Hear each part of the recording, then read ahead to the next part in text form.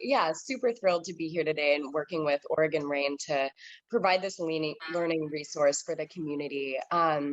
As far as upcoming events, we do have the market every single Sunday from 11 a.m. to 4 p.m. at 4th and Blair by Scopus Gardens.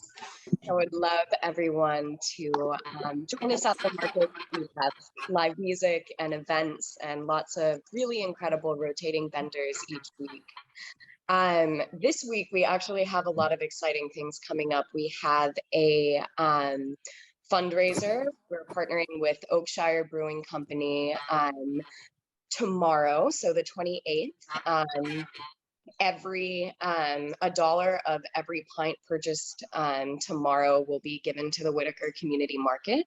We're also going to have live music at that event and a silent auction with some really incredible baskets from community partners. And then on the 29th this week, we're also doing a fundraiser with Hot Mama's Wings. And so if you go into Hot Mama's and get your wings, 15% of your bill can be donated to the Whitaker Community Market if you show them an ad, which is on our Instagram. And yeah, so we're excited for this week. So lots going on this week. Thank you so much for all those updates, and thank you again for partnering with us. We are very happy that you are here, and we hope that this program helps your vendors and other entrepreneurs in your network. Yeah, thank you. Absolutely.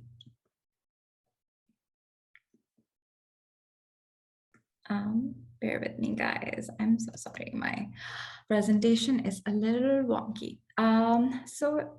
For those of you who are new to RAIN and don't know about our mission statement, our mission is to partner with communities to catalyze entrepreneurial ecosystems, to connect entrepreneurs to resources such as this, and to contribute to the creation of prosperous economies. How we work is on an investigative model rather than a prescriptive one. We are always, me and along with other VCs and EICs, that is entrepreneurs in communities and other venture capitalists, we are always there to listen to your concerns and then create programs accordingly. So if you have any concerns, whether that's related to raising capital, whether that's relating to marketing concerns, whether that's related to advocacy, please feel free to reach out to your local VC, venture capitalist, or EIC, entrepreneur in community, and engage in those conversations. Again, thank you so much for being here and learning a little bit about RAIN, and we will get into the topic in a bit.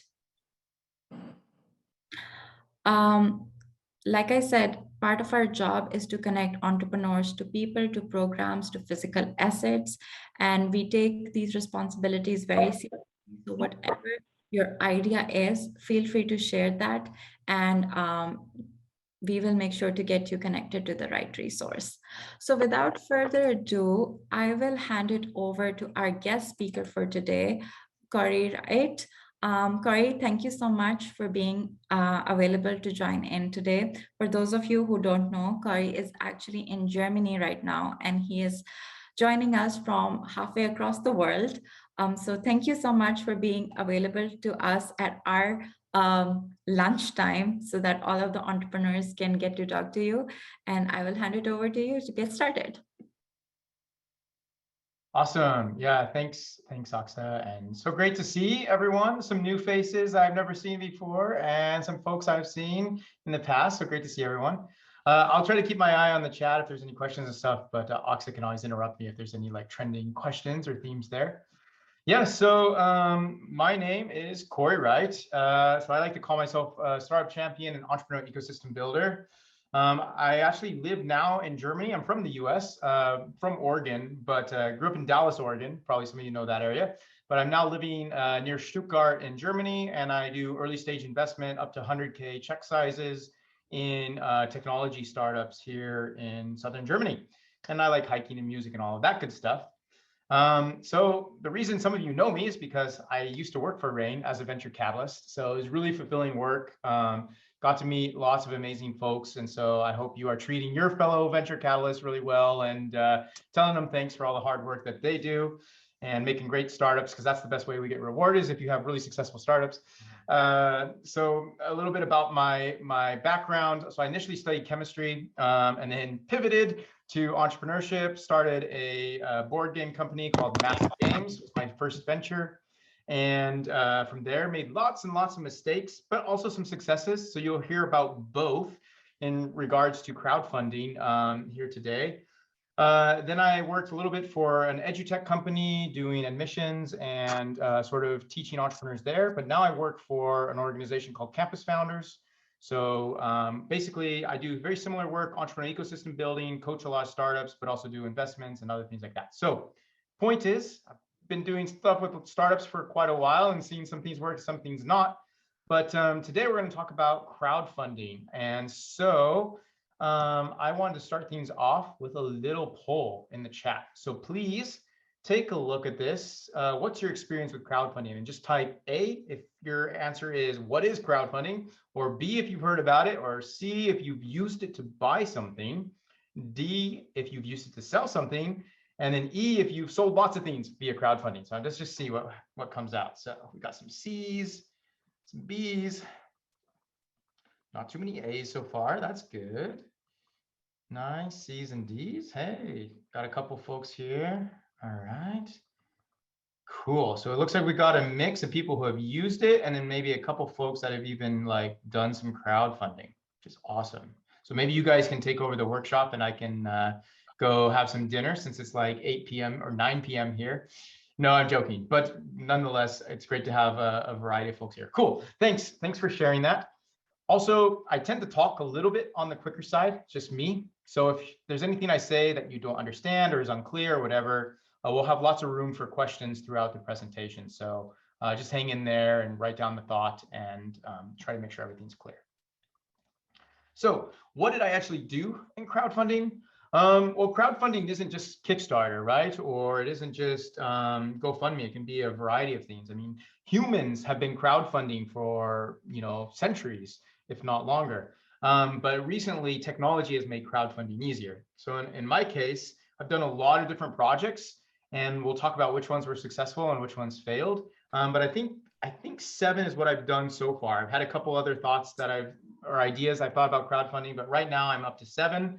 So in 2019, that's right about when my first kids were born. And so obviously less crowdfunding since then. But just to talk about, who is this guy? Why is he up here? I've done a few campaigns in my life. When you think about crowdfunding, it's good to also think about like what type of crowdfunding, because there's a broad variety of ways and methods to crowdfund, all the way from project-based, which might be a social cause, it might be a new product you want to develop. Things like Kickstarter and Indiegogo are often the original things. But even like, if you think about when back in the old days, when someone's barn would burn down and the neighbors would pass the hat at the church potluck and raise funding to rebuild that barn, that is crowdfunding, right? All the way up to cause-based, which is often GoFundMe or Patreon, which is sort of for like artists, or Patreon, I always say that one wrong, all the way to equity-based, which could be Republic, which I think Oregon Rain has a really cool partnership going on with Republic.co that you guys should definitely check out. Fundable, Oregon Interstate Offering is like some local Oregon legislation that allows like equity or revenue-based crowdfunding. And there's also, I'm not going to talk about it today because it would be way too much to get into, but there's something called DAOs, which stand for Decentralized Autonomous Organizations. So if you've ever heard of something called crypto or blockchain, DAOs are essentially a crowdsourced or crowdfunded method for new projects, ideas, and ownership of assets. Not necessarily talking about blockchain, but even things like restaurants or cabins or real estate. So if you're interested in like where the future is going, check out DAOs. Point is, there's lots of different crowdfunding tools and options. And what I'm going to talk about today is going to be more focused on project-based crowdfunding, AKA raising funds beforehand, typically for pre-orders or for promises that you give to your customers or backers in order to bring a new idea or project to life. So let me tell a story. I think we all learn with stories the best. Research shows that. So I'm going to show you 2 pictures here, and I'm going to tell you about 2 campaigns that I did. And don't go looking on internet. If you already know the answers, then then don't give it away. But on the left is a Kickstarter that I did.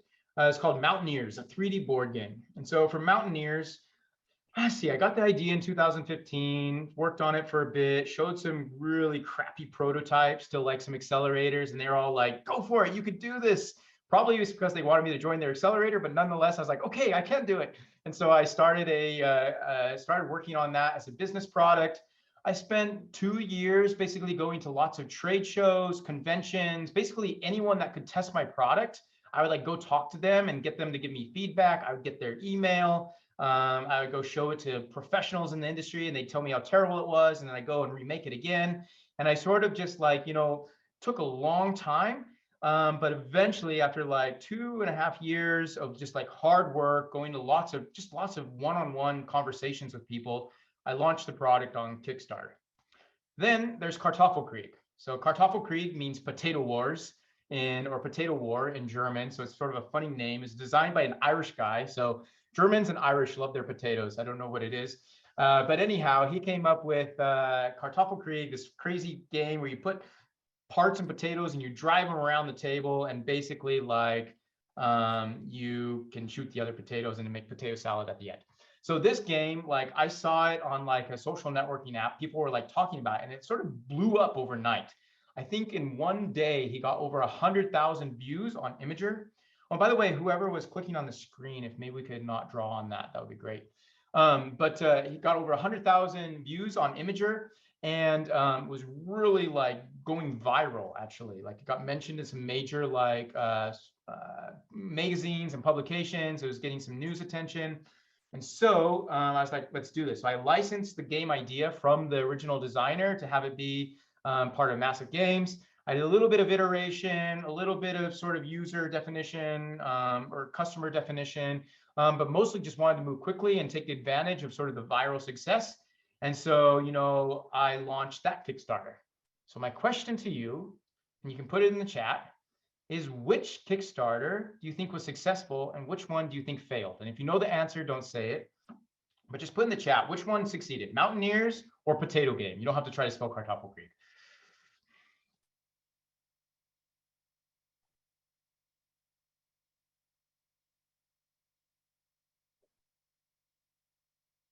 All right, we got a lot of potatoes, a lot of potato lovers, more potatoes. Someone even figured out how to spell Kartoffelkrieg. Nice job. German compound words, those are fun. Mountaineers, a couple people. All right, so drum roll. Brrr. And so the answer is actually Mountaineers. And why is that? Why did Mountaineers get 364% funded? In Kartoffelkrieg, I had to cut it basically like halfway through the campaign, like 12 or 14 days in. I had to stop it and learn some lessons. And guys, I'm going to reshare my screen because I'm a perfectionist and I hate having green lines on my text. So let me stop sharing and then reshare. Boom, boom, boom. Okay, there we go. Make it so I can see all of you. Okay, so why is that? Well, it's pretty simple, right? I talked to my customers more in the first campaign and I built my community.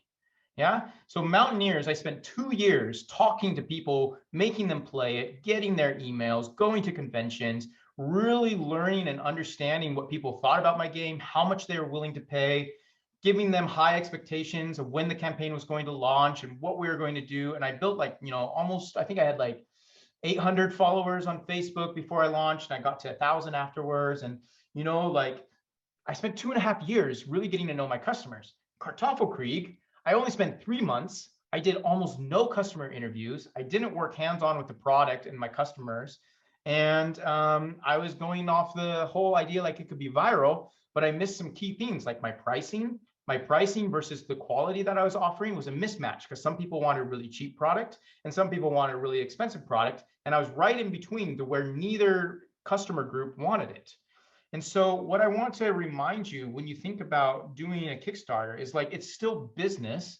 And the most critical part of crowdfunding is in like the pre-campaign preparation. You got to bring your crowd with you. So anytime you're like, oh, I can just like do a Kickstarter in like 3 months and raise a bunch of money, It doesn't work that way. Occasionally, people are super, super lucky, but it's like the same as winning the lottery. And in business, if you're just trying to win the lottery, it's probably not a solid business plan. So remember, Kickstarter or any type of crowdfunding campaign can take months, even years of preparation to get ready and prepared for it. And, you know, the other thing that I hadn't been prepared for, or that I learned to be prepared for, is you never quite know how things will go. You can get a good indication that a campaign will be successful, but you should always prepare for 3 scenarios. What happens if it doesn't fund at all? How do you communicate that to your audience or your community? What happens if it barely funds? Like, if it barely funds, do you have enough money to actually meet your promises to backers? Just so you know, like, you can't just like take people's money and run on Kickstarter. Like, now the IRS and other in federal courts have allowed for lawsuits to happen for Kickstarter campaigns doing that, not fulfilling rewards. So you are financially liable to do what you promise, even if it was just like on your own personal, you know, funds and profile or whatever. But then you also need to be prepared for WTF, your campaign blows up. And suddenly, like overnight, you're 300% funded. And now you're adding all these stretch goals. And I made a lot of mistakes with my campaign blowing up because I started to create more products and features and all of this stuff that created more work and ended up hurting my business in the long road. And that's another story for mistakes I made in business. But basically, you should be prepared for 3 different scenarios, because any Kickstarter could have those scenarios and you need a game plan. So again, it comes down to the pre-campaign preparation and really having a plan. So out of those ones I had showed you before, 5 were successful. So all my first ones were successful. I think it's because I knew my community really well. All the way from when I was raising a car wash for a flight to Africa, or like bus license to drive international students to like the Rockies, or my brother who had a community of dancers. I wanted to see him go to dance school. You know, all of those, we had like a really strong community. But Kartoffel Creek, and then like a vacation crowdfunding thing I did for my mom, like those failed. And the reason is I didn't focus on the community first and then do the campaign. So just remember, community is so critical. Understanding your customer and your community. Let me pause real quick. That was a lot probably. Any questions? Let me look at the chat. So I saw a couple. What are your thoughts on reward-based crowdfunding on your website versus an auction deck? So, I mean, like what you have to look at there, Dante, is like whether or not you can get the same amount of traffic if your campaign does start to get a lot of traction in terms of getting close to reaching its funding goal. If you only need to reach your funding goal and you already have the community built to do the crowdfunding, then I think using like a plugin in your own website is great, because you can save roughly 5% of the transaction fees, or just the Kickstarter fee, not including the transaction fees. If you need to get your product to a point where, like, because backers on Kickstarter are a little bit like sheep, like it takes a lot to get them there, but then once they see a campaign's about to be successful, everyone starts to put in money and keep funding it normally, depending on the product. And so like if you want to take advantage of like trying to get a little bit more traction and go beyond your stretch goal, and you don't necessarily have the whole community there, then something like Kickstarter or Indiegogo or other sites, depending on the industry, could be good. And then ballpark, how much financial support you can count on from your pre-campaign efforts. Yeah, so there's a lot of interesting numbers about this. It really is difficult. One number I heard is that you could imagine roughly 20% of your mailing list that specifically signed up for knowing about the Kickstarter campaign as like backing. But it really depends on the product and like how much it costs, what kind of backers you have. But I would say standard e-commerce metrics can apply. However, you have one disadvantage, and that is like people have to trust you. So with an existing brand, there's already trust to make that e-commerce conversion happen. With crowdfunding, typically, unless you're a well-known brand, in which case that isn't an issue, but if you're sort of a new entrepreneur or a new brand, then you have to really create trust. Which is why I also recommend, if you want to have a really big Kickstarter idea or a crowdfunding idea, to maybe do a little smaller one first, just to learn it, which is something I did as well. It barely funded, but I learned a lot of lessons, and it made my second one that raised like almost 200K much easier. And let's do one more question. So Connor asked, what are the baseline requirements of crowdfund for product development? So it really depends on the platform. I don't think Kickstarter requires you to even have an LLC. You can just do it with your personal funds. However, what you're going to want to think about are sort of the tax implications as well. So in my case, I did it through my business, but I finished my campaign in November. So imagine the next year. So it was through a business, and I filed under. It's very tricky with the IRS with crowdfunding, because Kickstarter will send the IRS a personal 1099-K, I think it is, to say like, hey, Corey made like hundreds of thousands of dollars. He didn't pay taxes. But then actually it was my business running it. And what I did is I said, okay, we're on the accrual method of accounting. So these are pre-orders. And now I owe my customers products. So this money is going towards manufacturing costs and other costs, and then I'll pay it. So I was very shocked, and like probably one of the worst like gut aches I've ever had from entrepreneurship, when in October the next year, I got a $60,000 bill from the IRS saying, hey, you owe us 30K for taxes plus another 30K in penalties. And I was like, to my wife, I'm like, Kirsty, I'm going to jail. I love you. And take care of the kids. You know, like that was like my initial reaction. Luckily, I had a good CPA. And so he showed like, look, Corey's up to date, taking care of his books, all of this stuff. And it worked out. But that's another reason where, like, depending if you want to do a business or personal, if you do as a business, it can be a little easier. You still are going to have some like heart attacks, but to justify to the IRS, if you do a good job in your bookkeeping, why like the money wasn't direct profit to you, but rather towards your company. For equity crowdfunding, that's a question that you should maybe reach out to your VCs on. I think that's a little bit more complicated, and it depends what you're going to do when you raise funding further. All right, let me come back to some questions later and keep going. So let's do a quick pop quiz. So what's the most important part of a crowdfunding page or website? Pop it in. What do you think it is? The page, the video, the rewards, the pricing, which platform you use, pre-planning, yeah, all of it, video, video, a lot of people saying video, gratitude, yeah, that's important. Call to action, yeah, imagery, checkout. All right, so it's a little bit of a trick question. So every aspect is important to a crowdfunding page or website. So don't skip on anything, like show really high quality, because again, you need to bring that trust with you to your community. I think there's some research, I haven't looked at it lately, but like they basically said like 50% of backers on Kickstarter immediately watch the video, and 50% immediately scroll down to see the main stuff on the campaign, which means you need a great video and you need a really great page with information and all the details. And also don't put too many rewards in there as well, because that can start to overwhelm people. So keep it nice and simple, good video, good content, make it easy for people to know what you're selling. Because the average Kickstarter, at least in the game industry, the average Kickstarter backer decides within like less than 10 seconds if they're going to back your campaign. So that first impression that you give to them is really, really important. Why should you launch a crowdfunding campaign? Like, of all the different like funding options to raise money for your business or your product or whatever, and if you wanted to mute and just say something really quick, like a really like 5-second like answer, you can do so. Like why should you launch a crowdfunding campaign? Build community, I like that. Market test, yeah, some smart people here. Proof of demand. Yeah, so again, a little bit also of a trick question, but you guys are killing it today.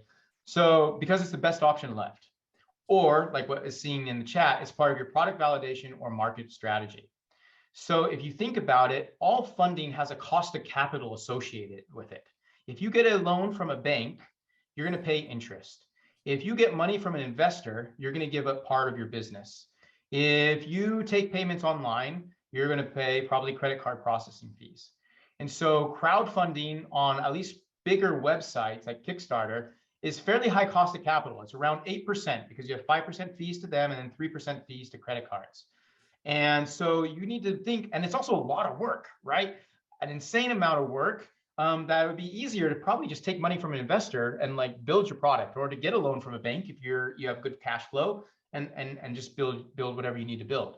So you should do it because like, and that's why I did it, because no one really wanted to invest in a board game company. So I said, okay, I'm going to prove you wrong. They're probably right for not wanting to invest in me. I didn't make that much money. But I was like, I'm going to prove you wrong. I'm going to launch this product. I'm going to raise some funding, and I'm going to show people that I can make this vision a reality. But it's also really, really great for what was put in the chat, proof of demand. testing out your MVP if there's demand for it, really building a community. Like it's all about community with crowdfunding. So if you have a product that can be really leveraging community, then it's a perfect platform to do it. All right, one last pop quiz. What's the secret to a successful crowdfunding campaign? And I hope you guys get this one right because I've sort of mentioned it multiple times. So it's one word or maybe two words. One word basically will do. What's the secret to a successful crowdfunding campaign?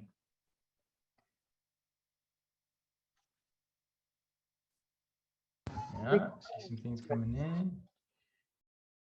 Yeah, exactly. So you got to bring the crowd with you. It's the community. So a lot of people think they can just throw their idea up online on Kickstarter and then like go get a bunch of hits, but it doesn't work that way. You have to do the work beforehand, build up your crowd, and then do the crowdfunding. So the Kickstarter is actually the like middle step of the process. And you have to start the first part like just by talking to your community. So there's no shortcuts, right, to creating a viable business, which is what all this is leading up to. And so, you know, things like problem, solution fit, product market fit as you get later stage, your team, your financial model, how you do sales, your business assumptions, all of these are still relevant. So I'm sorry to be the bearer of bad news, but if you think like, oh, my bank says I don't have a good financial plan and this investor thinks I'm not going to get a decent enough return for them, and my mom doesn't want to lend me money, or my kid, you know, whoever doesn't want to lend me money, oh, I can just put it on Kickstarter and it'll be easy. Not quite, not quite. It doesn't mean Kickstarter is not a good platform if no one else believes in you, because entrepreneurs, we always believe in something that no one else does. So it's important that you have outlets to create something new that people don't quite believe in and be visionary. But you still have to put in the time and the work and the smarts to really have a good solid plan if you want to be successful in raising funding this way. So I did this slide like this 2 years ago when the pandemic started. And it was really interesting for me to go back and sort of look at what had changed and what is like sort of new. But crowdfunding 2022, there's a couple of like challenges, but maybe also some good things. So we've got obviously high inflation, a lot of economic downturn happening. There's a war, there's a still leftover pandemic affecting supply chain stuff. So a lot of interesting things going on. And so you guys can look at my slides later, but like some cons are discretionary spending is down. So if your product is more of a nice to have rather than a need to have, it might be harder to raise for. People and mortgage rates are up, which means people also have less money to be able to spend on these things. So if you're raising for a house, you're not going to be buying like some fun new product. Retail spending is up, which means a little bit, not too much. More people are back to stores than online, but still more online than before the pandemic.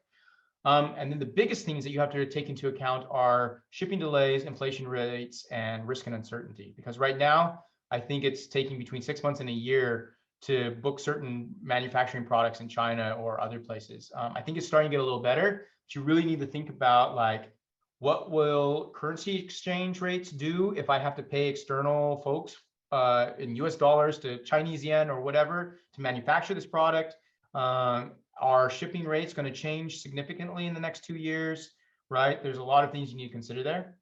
But on the flip side, if you have a product or a brand with a really, really strong purpose, and also there's a lot of trends towards more sustainable brands, being able to create a lot of value. If you're direct to consumer and you have really good like storytelling marketing that sort of showcase that purpose, more and more consumer trends are going towards businesses that you might typically see doing a Kickstarter campaign. So if you have a really strong brand and unique product, it's not necessarily a bad time to launch if you can like account for those other issues on the left.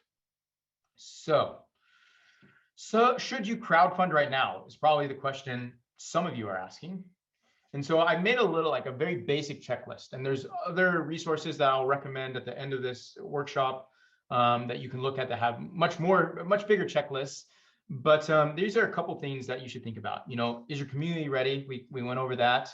Do they have money for discretionary funding? If you're planning to do like a really an interesting product that would be targeted more towards low income folks, maybe you need to wait a little bit till the economy recovers, or do some good interviews and make sure like the discretionary spending power is there. This one's really important actually, especially for Kickstarter, is like, are you creating something new and exciting? Most of the people on Kickstarter are sort of addicted to, I call it the fad of the new. A lot of them, they barely even use the products they back. but like they love seeing new, exciting, interesting things and paying money for that. So if you have a little bit of an edge, or your product's different, or it's got an interesting story that it tells, then that's going to do much better than just like another, I don't know, hat, hat with a design on it or something like that. Not, I love hats, so don't get me wrong, but like, you need something that stands out a little bit in the campaign that makes people go, huh, let me check that out. Okay, I'll give a couple bucks, or I'll pay $50 for that. And that will give you a lot better chance of success. And then being prepared to spend 1 to 2 years before you can actually deliver. So I thought I could deliver my product in a year. And everyone said, Corey, you need to double it. And I was like, no, I can do it in a year. And guess what? It took 2 years to get my product into every person's mailbox. And so it does take a long time, especially if it's your first one, to get the product out there. And then secondly, you are going to be working on this for a really long time. Even after you've delivered, you'll have people saying, hey, I need a refund, or hey, my game broke, or hey, this part's missing, or whatever. So there's a lot of customer service work that doesn't come to mind initially when you're doing Kickstarter or crowdfunding campaigns that you need to be thinking about. Also, you need to have a solid plan for how you engage with your community. It really is going to be like a 40 hours a week minimum job. So trying to do another job and run a campaign full time is going to be like very stressful. Yeah, all the other stuff, you guys can take a look at this later. Again, mention the manufacturing and supply chain and shipping plan. Super important that you have a sense of what those will be, and that you create buffers for yourself because of inflation and changes in currency over the 2 years it will take to actually get to where you can ship out your product. So, remember that they're a lot of work, and that it should be part of a longer term strategy to really grow your market and your community, and not just try to make easy money, because there's no such thing as easy money. The best crowdfunding campaigns, I would say, spend at least 6 months preparing. I spent 2 years. I think 1 year is a pretty good amount of time. You can do it faster if you have a lot of the skills needed. But like if you're just starting from scratch, I would say at least a year to like first make sure there's customer interest, and then also to just build out the campaign and get everything prepped and ready for that. And at the end of the day, like was talked about before, it's a good way to validate the market. It's a good way to raise funding if there's not other cheaper cost of capital options available. And it is relatively low risk, actually, because at least for project-based crowdfunding like Kickstarter, the worst thing that can happen is like you don't raise enough funds. You might lose a little bit of money, like paying for the video. You lose your time, but you probably learn something. So that's maybe a wash. And at the end of the day, like you tried and you learned, and then you can move on to the next thing. And it's better to like know that no one wants your product than to go get a bank loan for like $200,000 and then figure out no one wants it and have to go bankrupt. So it's a good option, especially for first-time entrepreneurs. And it can be really rewarding. There's something really magical when you see over 1,000 people all saying, hey, Corey, we believe in you. We believe in your product. We want this to succeed. And then you hold like the physical product in your hand. It's got the nice shiny wrap on it. Like people all over the world are picking it up. Like it's a really like, maybe it's narcissistic to say, but you feel really proud. You're like, I built something. I brought something new into the world. And it's very rewarding. So before we go into mistakes and also things I did right, let's pause again and see what questions you guys might have now. Let's see, did I miss anything before? And I would also like to say that for entrepreneurs who have joined, if you have a specific campaign that's running right now, or if you have a specific campaign that you're thinking of launching, feel free to ask a question specific to that campaign. I know working with some of you, you guys are working on a project like that. So feel free to discuss your idea right now as well. Yeah. Happy to see that. So what's the base? There's one question back. Product that is not commercial products, like high-tech system for firefighting. So for that, I would say you would maybe want to look more at, if you're looking for crowdfunding, then equity crowdfunding. But for that kind of product, I'd actually look more at like investors with experience in like B2B systems or industrial systems. What else have we got here? How does this type of crowdfunding differ from participation note style funding like WeFunding? So I think when you say note, you mean like a financial note, right? Or debt funding. So I would say, I mean, so Kickstarter and Indiegogo are typically, they're project or product based. So you would, like, from a financial standpoint, you look at them as pre-orders for a product that you will deliver. From something like WeFunder or these other equity-based things or loan-based things, you need an actual business, and it's more people are lending or investing money into your business, and you're promising or trying to say, hey, we'll get to some future financial success that we can either return dividends to you or that your shares, your equity will become worth something someday. So something like WeFunder or Republic, things like that. It's a little bit more sort of traditional investment style, but through a crowd instead of one or two investors. Whereas crowdfunding from Kickstarter and Indiegogo is more just like a pre-order platform. Yeah, great question. How would you rate Kickstarter versus Indiegogo? Yeah, that's an interesting question. So in general, Indiegogo has a lot better features on their platform. Like, it was much easier to set up. They had a lot more interesting functionality. Now, this was 3 years ago. I haven't played around with them too much recently. But Kickstarter, even though like it was lacking some basic functionality, like individual replies to comments and things like that, it had a much bigger audience. So I would say look and see for your target product, what makes sense. Is it Patreon? Is it GoFundMe actually? Is it like, are you selling to Europeans, which maybe prefer Indiegogo more? Are you selling board games, which would definitely probably be Kickstarter? Are you doing art projects, which might be a completely different platform? There's a lot of platforms out there now and a lot of ways to do it. So look, where's your customer at, right? And then make your decision based off of where your customer is at if you need to use one of those platforms. Again, for like, what do you recommend for building community? Well, where is your community? So if your community is on YouTube, then absolutely use YouTube. If your community is like on Facebook, use Facebook. If your community is on TikTok, screw YouTube and Facebook, use TikTok, right?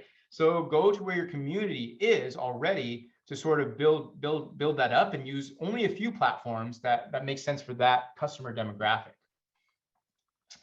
Kickstarter used to require full funding. Yeah. So this is why a lot of people would use Indiegogo, and I think that was like Indigo, and that was the only reason they were able to steal some customers from Kickstarter. But there's a little bit of a problem with that, and that comes back to trust. So if you say like, oh, we need like 20,000 to make this product, but we'll take 10,000 if we have to, the message you're sending to your community is like, well, you might actually not deliver if you don't get enough money. And so that's why Kickstarter was so successful, is people knew like if everything made sense, like their money would only be taken if there was a much higher chance of success that the project would go to completion. So I would, even if you use Indiegogo, I would very much recommend that whatever you raise in terms of funding is enough with whatever you already have to actually make the project successful. Otherwise, you're going to be back to that other scenario I mentioned of having to say, no, we can't do this. We're canceling it until future notice. That happened to me. So with the Kartoffelkrieg, you know, like I put a 40,000, I think it was a $40,000 goal of funding to raise. I'd raised around like half of that within the first 2 weeks. But I realized that even if I had a chance of barely meeting that 40,000 goal, what I actually needed was like 60 to 100,000 to make it like profitable as a product. And I realized like, okay, shoot, this didn't go viral like I expected because I had done a little bit lower goal. Now I got to cut the choke here and like just like relaunch it once I figure out my product market fit better. So does product crowdfunding work well for food and beverage type businesses if you can't ship the main product easily and send some merch? Yeah, so you know, it can. There's definitely some interesting food products that have been funded. Again, it depends on your community. I think for those businesses, you typically need to be more like your community needs to be more locally based. The ones I've seen are successful, like typically they're not raising from backers all around the world. They're more raising from like within their state or even within their county or city. So, I mean, it depends, like if you mean food and beverages in restaurants or if you mean food and beverages in like a food or beverage product, obviously that could vary a little bit. And one note on merch, and maybe we'll talk about this in a sec too. I think I'm almost out of time, so I'll finish things up. But don't distract from your core product. So I see a lot of people, they're like, oh, we're going to sell t-shirts and necklaces and hats and gloves and coffee cups, and we'll have all these things that people can buy to support our theme. That could work for like a social cause. right? Like if you're like, hey, we want to raise money for our school to have a better playground, then selling that kind of stuff could make sense. But if you're trying to actually like launch your business and like create a food and beverage product or create a game or create a new type of app or whatever it is, don't distract people from your core product, because you need to be able to measure and see how the response is to that product. And you want people buying the main product. You don't want, why are you in this t-shirt business if you're making board games, right? Like it's two different businesses. So focus on the core area and keep your rewards and your pledges around that core product offering that you have. So you guys can go through these later. These are some of the mistakes I made. I'm going to quickly go through them and just highlight a couple that like really stand out. B2B was super hard on Kickstarter. Don't recommend it. I already told you about not knowing my backer, right? With Kartoffelkrieg, that really killed it. Be careful about hiring consultants that promise lots of great things. I did that once, and he consulted me into the wrong direction, and I like made my rewards too complicated. I also made too many crazy stretch goals during the campaign, which like resulted in lower manufacturing quality later on. So be careful that you keep things nice and simple. It can be really tempting, especially as entrepreneurs, to be like, oh, I'm gonna make this and this and this feature and this feature and all this stuff. Keep it simple, stupid. You know, KISS, the classic statement, and just like have the core product that creates real value for your customers, and focus on that. Make sure you're tracking creating customer URLs, especially if you use Kickstarter, so you can see where all of your link or backers are coming from. And then halfway through the campaign, or even a week through the campaign, you can focus energy and money on where you're seeing the majority of referrals. That can really help. Also, like try to send out review products to like influencers and reviewers like a couple months in advance, so that they have plenty of time to do reviews or create videos that you can sort of leverage to create more trust in your business. We talked about don't complicate the pledge levels. Also, for after you're done, make sure it's really easy, whether it's a website, whether it's a survey form, whatever, make it really easy for people to provide their shipping information, to purchase additional products. Don't cheap out on your pledge manager. So managing the pledges or the people who backed your campaign, it can end up sort of creating a lot of hassle down the road. And don't forget to take breaks when you're doing the campaign. I remember I gained so much weight actually during my Mountaineers Kickstarter, because I was just sitting at my desk clicking refresh every time because I was so curious to see like who was backing it. So try to set times that you check things and like get out, get some fresh air, work on some other things, go hang out with your friends. Like obviously you're going to be working like crazy, but don't stare at your computer too much, because it can just be really, really stressful and not so healthy. Let me just fast forward real quick into things I did right. So thanking each backer individually, especially in your first campaign, that goes a long ways and gets them to give you referrals. Be very honest and open. That goes into the storytelling and like that personal brand part. But like people really liked hearing my story. Like some of my backers were so amazing. They even like helped me buy my wife some Christmas presents when we were like super poor that year. Like they wanted to know about my life, which was like a little bit, whoa, you want to know about my life? And my wife, no, but like they were really engaged, and like, so use that to your advantage. Like be personal, be human, be honest, and share your stories, share what's going on. And people really like that. Super active in the comments section, and live videos in the past worked really well. I don't know, maybe now stories is more of an interesting thing, or short videos and stories. So you could check that out. But like in the past, a lot of people showed up at the live videos to ask me questions. Make sure you have good analytics, Google Analytics or whatever, so you can see again where those referrals and traffic is coming from. You know, lots of events and giveaways. This is one thing that people don't think about, but other communities that might be similar to your community, you can often pay them, like even Facebook groups, to sort of promote your campaign and get a lot of great referrals that way. So don't be afraid to leverage other communities and do events and giveaways to get more traffic to your site. And just a fair warning, you're going to get a ton of spam from people who claim to be marketing experts. So unless you know them personally or someone else referred them to you, don't answer any of them. Just put them in the spam and ignore them. Yeah, if you can get Project We Love by Kickstarter, that really boosts you up. But you have to, it's sort of luck if you get it. good websites, like not just the Kickstarter campaign, but like also your personal website, your LinkedIn, like all of this being super professional, again, contributes to people having trust in your campaign that you're not just there to try to take their money. And then most important, I think for any business, is surround yourself with a great team. So my wife helped me. I had a really great marketing guy supporting us on some stuff. I had other folks that were like helping with like the events that we would do and things like that. And so have a really great team, and then like that will take you a long way.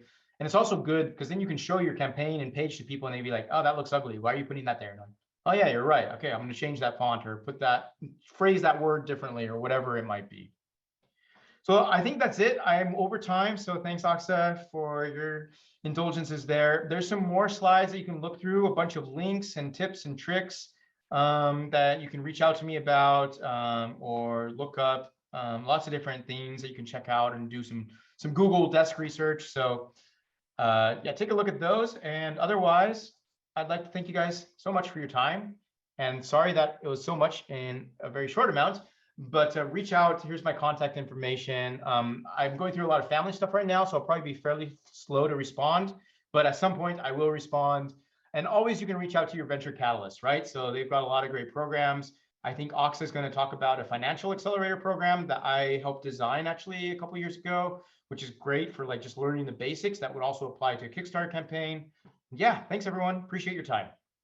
Thank you so much, Corey, for being available and staying up to so late for doing this with us. Really appreciate it. I would just like to give one more opportunity to any entrepreneur that has a specific question about a crowdfunding campaign that they're working on right now or hoping to launch it in this summer. You can go ahead and ask Corey the question while you still have the opportunity. Feel free to unmute yourself and just seize the moment. Do we have anyone? Go ahead. Yeah. My husband's a musician and has been playing for 40 years plus, and he would like to record music. And so he would need funding for recording studio and the whole gamut that involves, and then go into like the crowdfunding or Patreon maybe, and work his sales that way along with lessons. Is that something that would work? Yeah, I mean, again, it comes down to community. So I mean, if your husband like has like a solid fan base of folks that really like enjoy his music and or can reach out to those folks and like get their emails or some way to sort of start to tell them, hey, you know, the first step is like, hey, I'm thinking about launching Kickstarter. And it's like, hey, we're going to launch a Kickstarter. Hey, here's the date for the Kickstarter. Then you build up that community, then 100% it can work. And what I would recommend, and for anyone thinking about doing a crowdfunding campaign, is like go and back some campaigns yourself. So in your case, go back like for $1, like 20 other music campaigns on Kickstarter or Indiegogo, and just experience what it's like going through that campaign and take lots of notes. And you'll like have some that are good experiences and some that are bad, and it'll teach you a lot that you can then use and leverage to like grow your own community and know what like people are going to expect to make it a really good campaign that hopefully gets additional people backing it. Oh, very cool. Thank you. Yeah. Do we have any other questions? I have a question. Go ahead. Hey, Corey. Great to see you here. Sorry I can't show you my face, but I'm not well today. So I was a little surprised to hear you say that the Kickstarter doesn't actually do its own pledge management. Can you tell us, you know, what is a pledge management system and where do you find it? Yeah, 100%. So I think you can do pledge management in Kickstarter. However, there's a bit of a caveat, and that is, okay, I'll be completely honest, I haven't checked it out this year, so maybe it's improved. But in the past, you couldn't upsell on their pledge manager. And so there's a lot of people who will, at least in the game industry, there's a lot of people who will pledge like $1 or $10 just because they want to stay notified and get updates about your campaign and your community. And unfortunately, at least in the past, like after your campaign was done, it wasn't really easy to like take those people and have a seamless system to then upsell them if they suddenly had some money to buy the full product. And so if you use really good pledge managers, Typically, it makes it much easier to upsell your product and manage all those orders, including the customer service around them.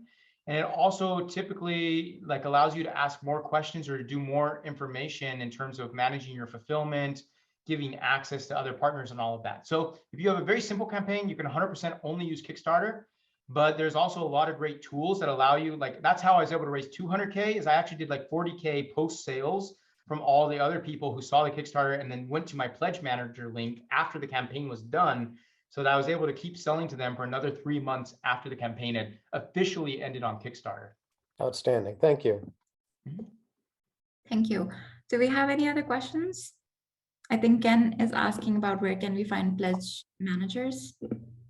Yeah, so I think that I showed, they're in the slides. So there's like, what is it? There's CrowdOx. There's probably some others. There's even ones you can use on your own website. Look at the slides and you'll see a couple links. And if those don't answer your questions, try a Google search or one of the Facebook. Actually, the best thing also is like in my slides, there's a couple Facebook groups that are specifically about crowdfunding on Kickstarter. And if you join those groups, you can typically search in them or ask questions, and they'll have all the latest like up-to-date like links and information, and you can get a really great amount of knowledge from them. Thank you. Do we have any other crowdfunding or Kickstarter questions for Corey? How do you compete with Chinese products? Well, you don't. So one thing that I learned pretty early on is that like it depends on your price point. But if you're in a lower margin price point, then like people say they would care more about USA products than Chinese products, or here, like even in Germany, I care more about German products than Chinese products.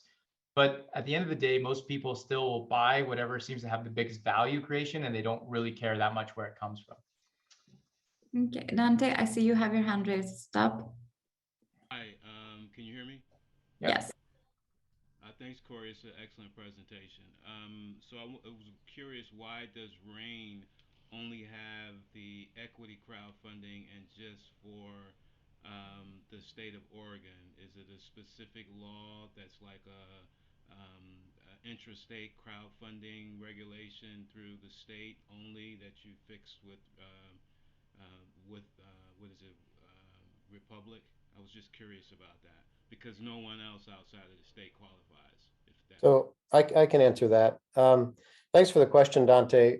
The Republic platform and equity crowdfunding is absolutely available to anybody in the country in North America. The RainCap program, which is what we are a part of here, was a response to a specific grant that was looking at how we could help bridge the capital gap that's happening within Oregon. So we're being funded by federal dollars to help find financing options through equity crowdfunding, specifically in rural Oregon, for organizations that just they can't get funding any other way. But that said, the opportunity to reach out to Republic directly, that always exists. You can go there directly, and Dante, I know you well enough. You can reach out to me, reach out to us, and I'm happy to give you what support I can. But that's the structure of the RainCap program. It was the result of a grant specifically to support Oregon, and that's why RainCap has that focus. Thank you so much, Robert, for taking that question. I would just like to take the last 4 minutes to talk about Moneymaker that is coming up. It is a free 10-week financial accelerator that is going to be focused on your growth projection and funding. It is going to be starting on July 27th and it will go till October 5th. I would really encourage you all who are thinking of starting your own crowdfunding campaign or your Kickstarter, or are struggling with business side, which has to do with accounting, growth management, things like that. Please do sign up for it. I think it's a great program. And one thing that I would really encourage you to do is how you came into this webinar today, you came in with a specific question in your mind or with a specific objective. Go into the money maker with a specific objective in your mind as well, so that with each week you are working towards that goal. And feel free to ask questions in that accelerator regarding to your objective or your financial goal. I think that's a great way to go through the accelerator program. And again, going through an accelerator program once or listening to a webinar once is a great way to get started, but we are here to help you do the work, but the work has to be done by you. And me, myself included as a venture catalyst, and other members of Team RAIM are happy to answer your questions and work with you through this journey as you go along towards building your business. Thank you so much for joining in today. I had one question. I'm sorry. Go ahead. I think we have some time. Yeah. Just one question. If my product is hard to ship, mailing and delivering, would it then behoove me to try to offer hats and other things, logos of the company through swag? Is that a better idea than shipping a difficult to ship good? Because you had mentioned that it's probably not a good idea to try to spread it too thin in market branding and do that as goals, maybe. I'm just curious. Yeah, to be honest, I don't think so, because it's like, at the end of the day, what you sort of want is a financially viable business. And so if you have to like sell a bunch of like other products at like a high margin to be able to cover a product with a low margin, then like, why are you doing the product with the low margin in the first place? So unfortunately, I don't think that really solves your problem. So instead, maybe you need to look at being creative in how you package it, or how people pick it up, or how you distribute it, or see if you can raise. Probably what you need is to have higher prices. So then it's a question of like, is the value creation high enough that people are willing to pay that price? And remember, value comes in three forms. It comes in savings or money, it comes in time, and it comes in quality. So if you can increase one of those three of that triangle of value, then maybe you can raise your pricing to be able to have a decent margin after shipping. Thank you so much, Corey. Thank you for the question. I see that we are on point, and I want to be respectful of Corey's time. Thank you again for joining us, and hope you have a great day ahead, everyone. Bye-bye. Thanks, everyone.